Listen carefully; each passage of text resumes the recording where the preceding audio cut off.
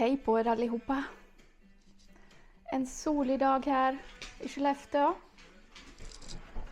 Riktigt underbart. Har väl tänkt ut med hunden sen på någon lite längre strapats. Utmärkt höstdag för att lägga spår ute på marken. Så det blir nog någonting sånt sen i eftermiddag. Hörni, nu har jag tänkt ta upp lite tankar och funderingar av den här 2-veckorsturen som jag gjorde. Det finns ju säkert många som funderar då och har lite tankar, vad kostar det egentligen? Vi har ju lite tabu om det här, man ska inte prata pengar egentligen. Men jag finner det väldigt konstigt. Klart man ska prata pengar. Det är väl inte mer med det. Jag har ju satt in i sista filmen, nummer 3. Där har ni rutten, om ni inte har sett den. Jag har gjort en karta så ni ser rutten som jag har åkt. Det blev ju en himla massa körande på väldigt kort tid. Och om vi jämför den rutten med det facit i hand som jag har nu, så skulle jag tagit den rutten på 4 veckor. Och det är så jag har hunnit stanna lite längre på varje plats. Så det har varit det mest ultimata faktiskt. Så nu har jag bunkrat upp det här med kaffe i lilla mykoppen. Jag är ju, för er som inte vet, blivit jämförd med lilla My. Jag är ju från Finland och jag har lite karaktäristiska drag som lilla My. Resten får ni räkna ut själv. Vad jag har tänkt på bra och dåligt. Så vi börjar väl med den sämsta saken. Och det är väl det ekonomidelen där. Jag berättade ju där i en film att jag hade fått böter. Ajabaja. Och när jag hade läst på nätet så kunde man få från 1500 upp till 4000 kronor i böter när man hade kört för fort. Och jag tror jag hade kört 19 för fort. Alldeles på tok för fort. Jag har aldrig kört fort någon gång. Det var då riktigt hemskt. Men det blev bara 1000 kronor. Hör och häpna. Jag har ju kunnat sätta de 1000 kronorna på sparkonto egentligen. Men de betalar till Tyskland nu då, så det är klart. Sen tar vi den här campervanen. Totalkostnad för att hyra den i 12 dygn. Och försäkringen på det. Nu pratar vi cirka priser och 20 000. Sen så bjöd ju killen på cirka 1800 för fria kilometer. Utöver det så tog han 2 kronor då per kilometer. Så det blir ju en extra pris i det. Och sen så blev det ju lite plus i kanten ekonomiskt för min del, för det var ju vissa kläder som hade blivit blöta där. Det tog han från den här självrisken till exempel, eller den här bokningsavgiften då, 4 000 som jag betalade in. Så då betalade han lite extra på det. Plus att jag hade fixat upp vissa grejer där med de här förbaskade krokarna. Oj. Och den här spisen då som fattades. Så att han drog bort lite från priset. Så det var ju bra. Sen har vi campingplatserna. Jag stod ju inte på allt för många. Jag hade ju försökt att verkligen leta nu efter sånt som var mer överkomligt i pris. För jag gillar ju inte heller att hänga på campingar när det är för mycket folk. jag njuter inte på samma sätt, då kan jag lika bra flytta till en lägenhet och sitta på terrassen där. Och det är liv och rörelse. Jag vill gärna ha något lite lugnt omkring mig när jag är ute. Speciellt när jag har hunden också. Så att han tycker då det är lika, det blir för mycket intryck. Han var då jätteslut varje kväll, lika som jag. Men 1500 har jag kostat på campingplatser. Helt överkomligt det också. Jag har ju stått många gånger på ställen som är gratis. Så att, ja. Nackdelen med camping, det är ju högsäsong där nere. Så att man måste ju faktiskt boka flera dagar i förväg för att man ska vara riktigt säker på om man kör någonting att ja, då får jag någonstans att stå på en camping om jag vill stå där när jag åker. Maten, jag äter bara 2 gånger ute. Och en gång var då i Amsterdam med min släkt. Och andra gången var i Tyskland, det är en sån här liten by, håla någonstans. Åt jag en äkta wienerschnitzel. Det var gott. Det var länge sedan. Och resten då, hunden hade ju med sin egen mat hemifrån. Så han har inte fått någonting inräknat i det här, men 1500 i mat. Det är ju inte billigt. Sen har jag ju inte köpt några saker eller någonting, utan det är ingenting. Faktiskt. Sen var det ju båten där. Stena Line. Det är ju otroligt dyrt för en båt. Det gick, och hytta. Det gick ju på 3 och någonting. Och dessa avgifter då för broar och så.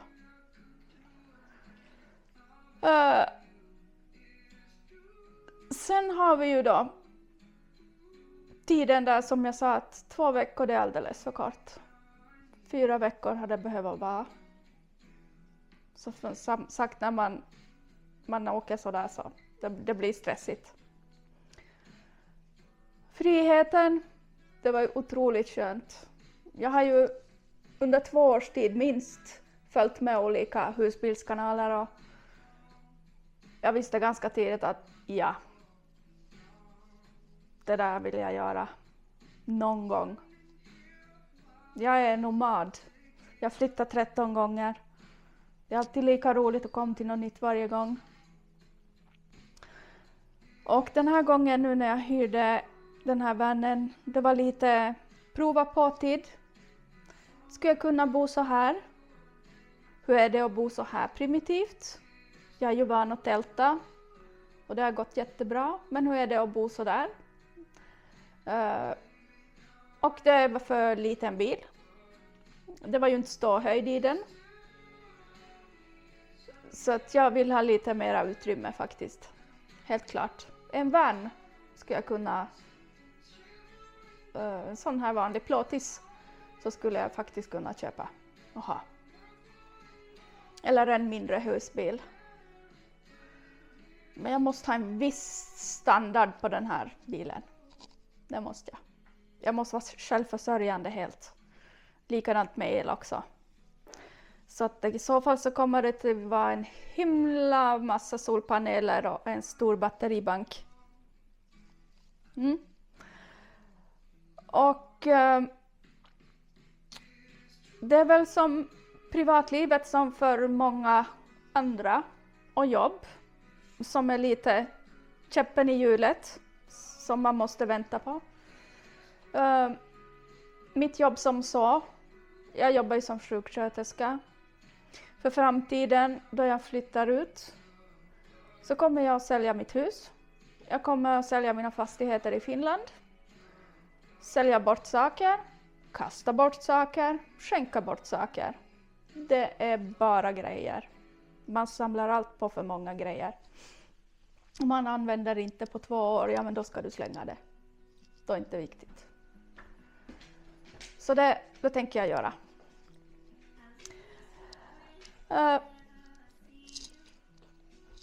Sen arbetet. Sen framtiden med jobb och så. Tanken är om jag skulle kunna hitta någonting digitalt och jobba med efter vägen. Alternativt att jag bara kommer hem på sommaren till Sverige och jobbar någonstans 4 månader, stenjobbar inom bemanningsföretag, maj, juni, juli, augusti. Och bara samlar pengar på ihop och sen drar ut igen. Så det är en tanke. Nu just så har jag satt alltid drömmen i planen. Och det är ju för att jag har min mamma kvar i Finland. Hon är 90 år i oktober.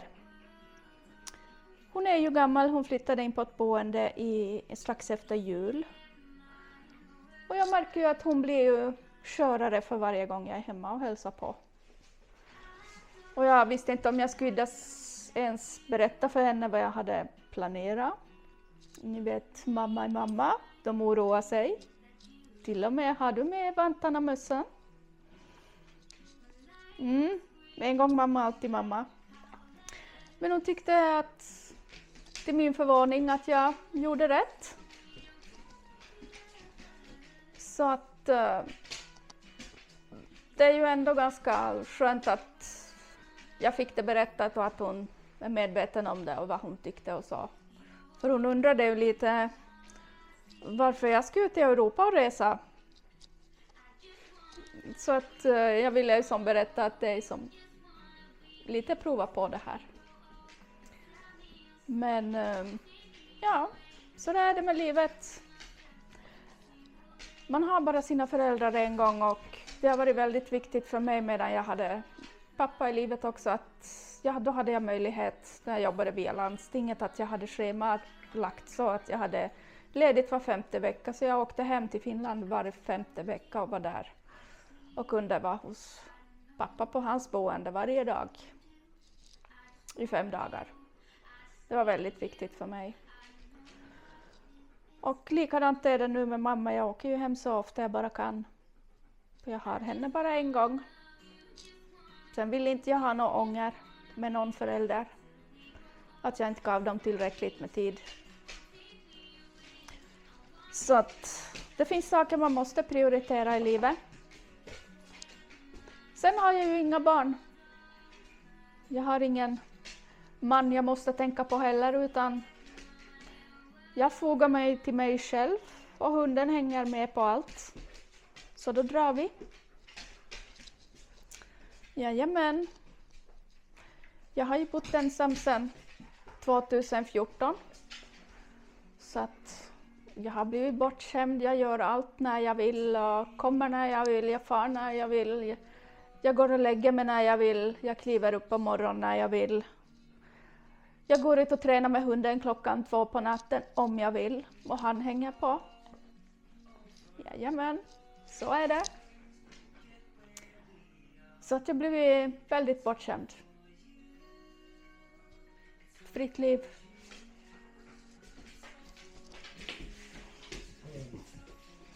Sen, vad jag mår bra av, det är ju intryck av det jag ser. Det är rikedom för mig. Naturen, vatten speciellt.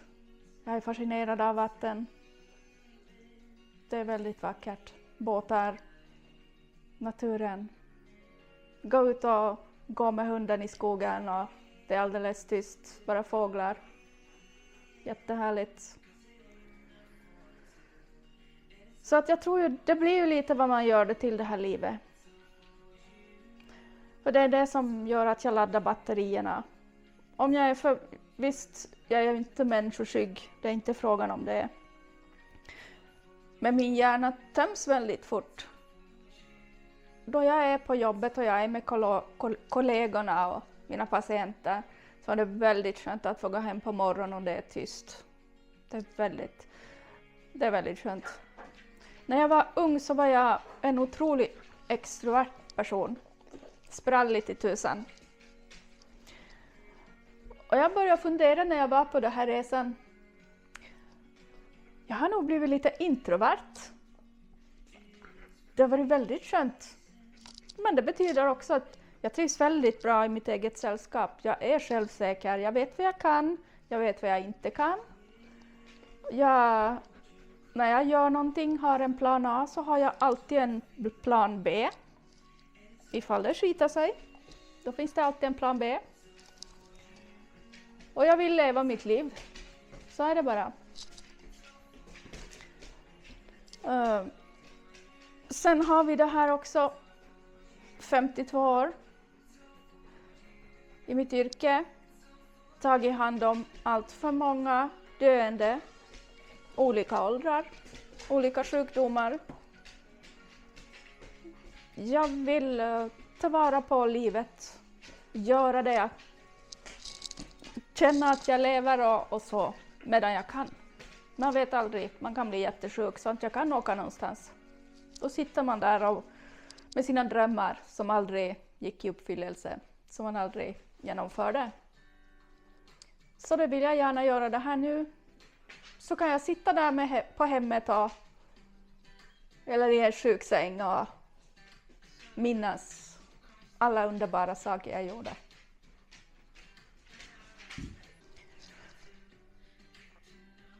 Jag tror vi människor är lite som hamstrar. Både i saker